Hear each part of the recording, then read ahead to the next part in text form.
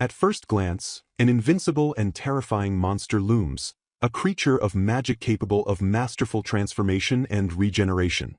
The identity of this formidable entity is revealed with chilling simplicity: a vampire.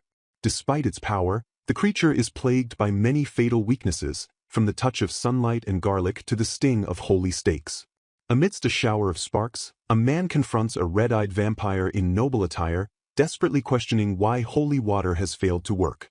The vampire stands confidently alongside a blue-haired girl holding a stack of pancakes, surrounded by whimsical, small monsters. In a starkly different life, a weary salaryman named Ryudo Sato sighs in despair as he reviews his disappointing health check results. Plagued by work stress, low salary, and a single life, he laments that his only joy, food, is now restricted, wishing for a body that can eat freely. As he drifts off, a strange voice echoes in the darkness, announcing it has finally found one who truly seeks power. A young man dressed in a high-collared vampire cape lies unconscious on a rocky floor as a mysterious dark mist commands him to awake. Bolting upright in a panic, the man is shocked to find himself in a strange cavern rather than his familiar office. Confused and disoriented, he looks around the dark environment, struggling to understand where he is and what has happened. The mysterious voice reveals that he has awakened to carry out a specific wish, leaving the man startled and questioning who is speaking. To his absolute horror, the voice explains that he has possessed a new body and has officially become a vampire. The entity, identifying itself as Shezard, urges him to get used to the body quickly, warning that time is running short. Suddenly, the man finds himself sprinting with car-level speed toward a blindingly bright exit at the end of the cave. Rocketing out of the cave and into the open air, he screams in terror, certain that his short-second life is about to end in a fatal fall. From the shadows, the voice of Shezard chides him not to underestimate a vampire's resilience just before he slams into the ground. To his shock, he remains completely unharmed and alive despite the massive impact that shattered the earth around him. Shezard hints that there is much more to his new form than just durability as a new world unfolds before him. Gazing out from a high vantage point, he sees a vast, lush landscape filled with mountains and forests stretching to the horizon. His eyes widen in wonder and disbelief as a massive, majestic dragon glides through the sky right in front of him. The incredible scale of this new fantasy world is revealed, with winding rivers and birds soaring through the sun-drenched clouds. Deciding the aerial tour is over, the mysterious power suddenly halts his movement, leaving him suspended mid-air. A moment of silent realization hits as he hangs precariously high above the forest floor. Despite his frantic attempts to call forth wings, he begins a terrifying plunge, realizing too late that his soul isn't fully linked to the body yet. He hurtles toward the ground, panicking as Shezard bluntly informs him that he will be splattered to pieces because the body is still unlinked. After the crash, Shezard notes that he didn't die and tells him to behold his surroundings, as dark smoke begins to swirl. The man groans in pain, his body struggling to cope with the aftermath of the brutal fall. A strange light envelopes him as his physical form begins to undergo a supernatural process. Shezard explains this was a demonstration of the vampire's regeneration ability, proving this body has the unbreakable power he sought. The man apologizes for his outburst, humbled by the sheer power of his new body, while Shezard offers a small, awkward apology in return. Taking a breath to compose himself, the man prepares to ask the many burning questions he has about his current situation. He demands to know the most basic truth.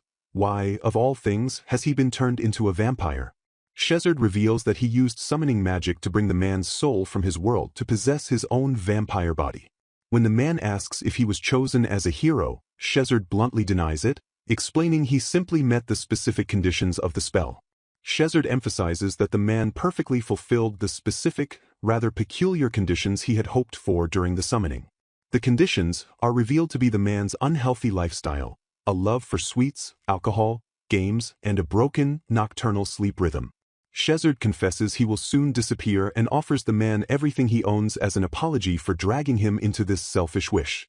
Entrusting the man with his body, Shezard bids him to do as he wishes with this new life as his presence begins to fade. Fragments of Shezard's tragic past surface, showing a life of love and eventual persecution where he was branded a filthy vampire. Anguish fills the memories as Shezard decries the unreasonable laws and prejudice that defiled his feelings and his life. Crying through the man's eyes, Shezard makes one final, selfish request to grant a wish involving the person he once loved. The wish is revealed to be the dream of human-vampire coexistence, embodied now by a man with a human heart and a vampire body. This moment marks the definitive turning point of the man's new existence as he contemplates a life where his former world is erased.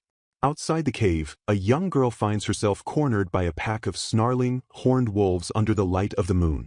Trembling with fear and sweat, the girl stares at her predators, wondering in terror what she should do to survive. Meanwhile, the man discovers that while he can eat raw meat, he still strongly prefers it grilled, reveling in his inability to die. 3 weeks into his reincarnation, the man has successfully adapted to a world of monsters, even casually interacting with dragons and bears. Although he was initially depressed about the fact that he can never return to his original world, he has since given up on that hope. He joyfully realizes that he can eat meat, vegetables, and nearly anything else, debunking his old belief that vampires only drink blood. Since becoming a vampire, the protagonist finds himself feeling significantly less aversion toward the act of killing animals or consuming raw meat. He revels in his new, rose-colored vampire life, celebrating that he no longer has to worry about work stress or gaining weight regardless of his diet. With what he considers the perfect body finally obtained, he prepares to set out on his primary goal, achieving coexistence with humanity. However, the vampire in Shezard's memories reminds him of a harsh reality: vampires are deeply hated by humans.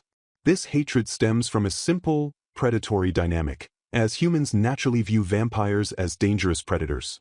He begins to question the logistical feasibility of his dream, wondering how he is supposed to actually achieve coexistence given this mutual history. Beyond social hurdles, another immediate and pressing problem weighs on his mind. The quality of his current food is absolutely terrible. He realizes that a gourmet life is impossible without humans, as seasoning like salt, pepper, and chili is nearly impossible to acquire alone. While contemplating his lack of spices, he senses a human presence and a beast's presence in the forest for the first time and decides to help. In a flash of movement, he lunges forward, his speed leaving a trail of black as he intervenes in the struggle. After accidentally using too much power and killing a beast, he pauses to wonder if his overwhelming strength has scared the human he intended to save. The girl he rescued remains surprisingly calm, staring up at him as she struggles to process what she has just witnessed. Approaching her with a helpful demeanor, he asks if she is all right or perhaps lost. The girl identifies herself as IRI and immediately pleads for his help. Surprised by her direct request, he can only respond with a confused hum. He tries to warn her that he is a vampire, even showing off his magnificent fangs, but she explains she actually came specifically to find him because bandits are attacking her village. Desperate, IRI offers him money and even her own blood as payment if he will only agree to help her people. He is taken aback that this brave girl traveled all this way just to make such a sacrificial offer. He finds her bravery and her willingness to offer her blood as a sacrifice to be truly admirable. However, he tells her he doesn't need all her blood, stating that a single cup would be more than enough. He admits that he is a strange vampire who finds the taste of blood boring, as he would much rather eat delicious, varied food. His ultimate dream is to be a gourmet, simply wanting to eat whatever delicious things he pleases. Setting his personal cravings aside for a moment, he tells IRI that they should head off to save the village immediately. He realizes that once the village is saved, he can ask for salt as a reward, finally fulfilling his culinary desires. He feels he cannot ignore the situation anyway, as he promised Shezard he would try to help humans, even if he is a vampire. With his dual goals of seasoning and heroism in mind, he announces that it is time to go. Back at the village, chaos reigns as people scream and flee from the invading forces. A scarred bandit leader laughs as he orders his men to kill the men and elders while taking the women alive. Violence erupts throughout the settlement, with the villagers helpless against the bandits' weapons. A bandit corners a married woman, threatening to kill her loved ones if she keeps running. The villagers' desperate cries for the attackers to shut up are ignored as the violence continues. The woman begs for her husband's life, pleading with the bandit to stop his assault. The bandit responds with a cruel ultimatum, demanding she stop running and undress for him. He mocks her further, pointing out that if she tries to escape, someone else will die. Terrified, the woman offers to do anything the bandit asks as long as her life and her family are spared. The bandit leader looks closer at his victim and cruelly insults her, calling her face ugly. He decides that because of her ugly sins, her husband will be executed anyway, claiming it can't be helped.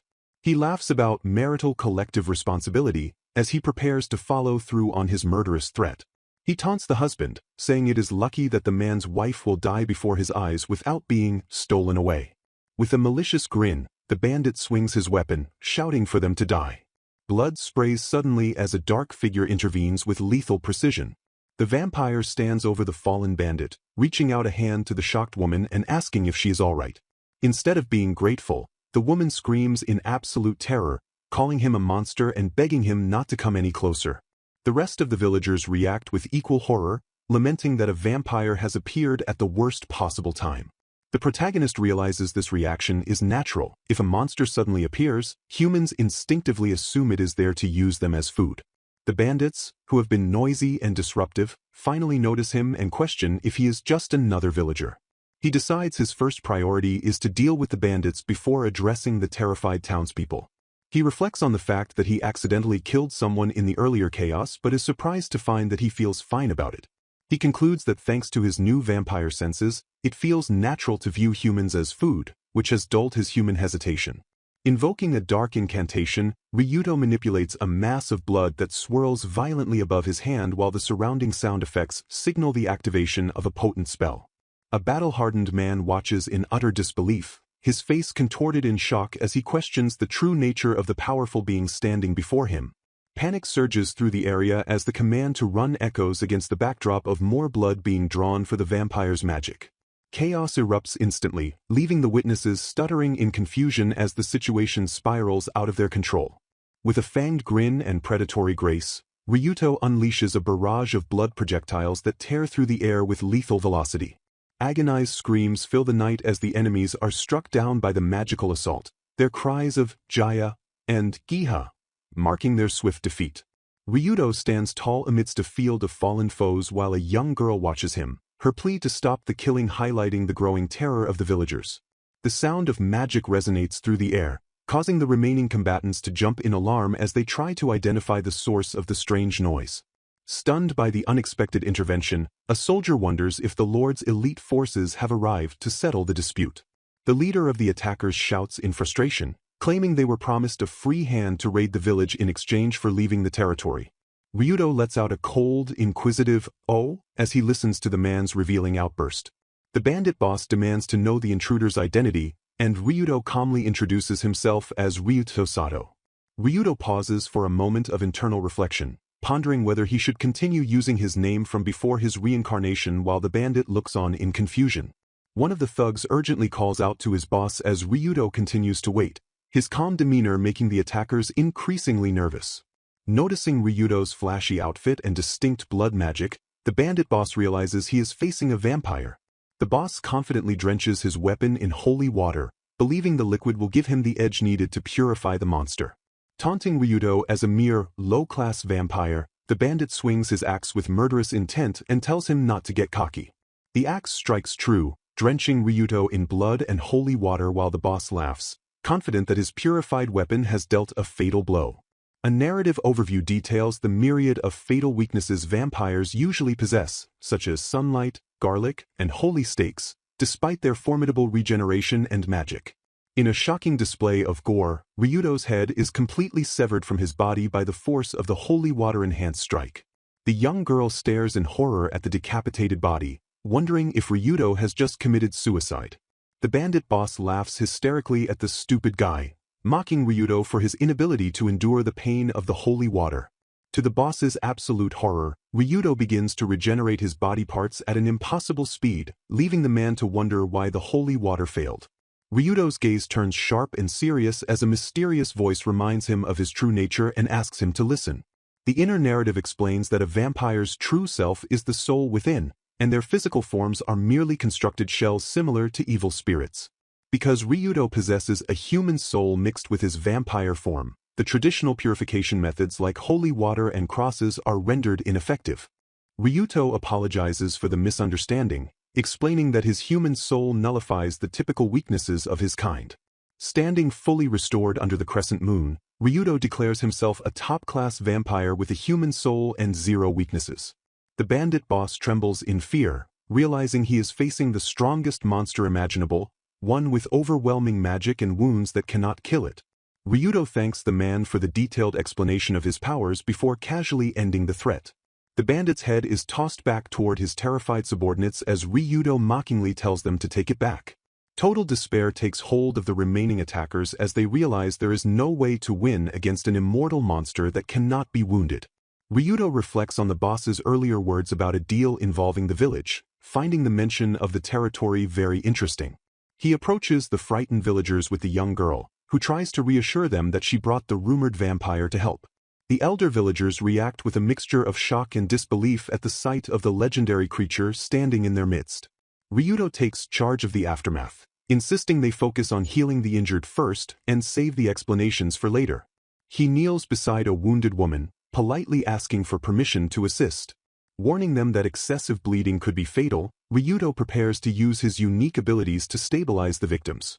He admits that while he cannot use traditional healing magic, his own method, though rough, will be effective.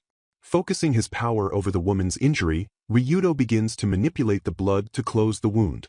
With a single command to coagulate, he instantly stops the flow of blood, shocking the onlookers.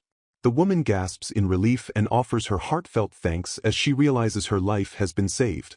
Ryudo humbly notes that it isn't true healing and will leave scars, but the villagers agree it is far better than dying. Determined to save as many as possible, he asks to be shown to the rest of the injured villagers. A montage of scenes shows Ryudo tirelessly working through the night to mend the survivors while the community watches in awe. The village elder gives his consent as Ryudo turns his attention to the burning buildings, warning that the fire must be destroyed before it spreads. Ryudo takes a deep breath and prepares a massive display of power to extinguish the flames. With a powerful exhale, he unleashes a blast that shatters the burning debris and snuffs out the fire instantly. The villagers stand in stunned silence, watching the remnants of the houses fall while the scale of Ryudo's power sinks in. The chapter ends with the villagers realizing that humans can never hope to compete with a being of such immense strength. The village elder bows deeply in gratitude, offering a heartfelt thank you to Ryudo for his life-saving intervention.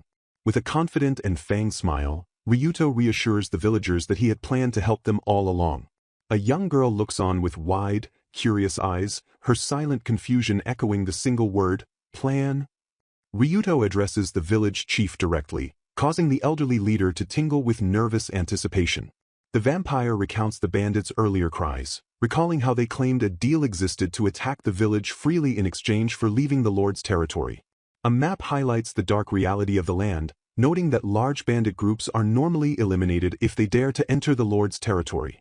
Ryudo explains the fundamental social contract. Villages pay taxes to the Lord, and in return, the Lord provides protection from threats. Despite this agreement, the village was left to face a brutal attack, leading to a grim realization about their current situation. Ryudo poses a chilling question to the elder, wondering if the village has been completely abandoned by its supposed protector. Images of fleeing and fallen villagers underscore the desperate choice ahead: face certain ruin or find a new way to survive. Faced with the destruction of their home, Ryudo presents the people with a bold, third option for their future. Proclaiming his identity as Ryudo the Vampire, he vows to protect the village in place of the Lord who failed them. With a mischievous grin, Ryudo declares that this is the first step toward a new era of forced coexistence between himself and the humans. His grand plan has a personal perk. Ryudo intends to stay in the village to eat delicious meals to his heart's content.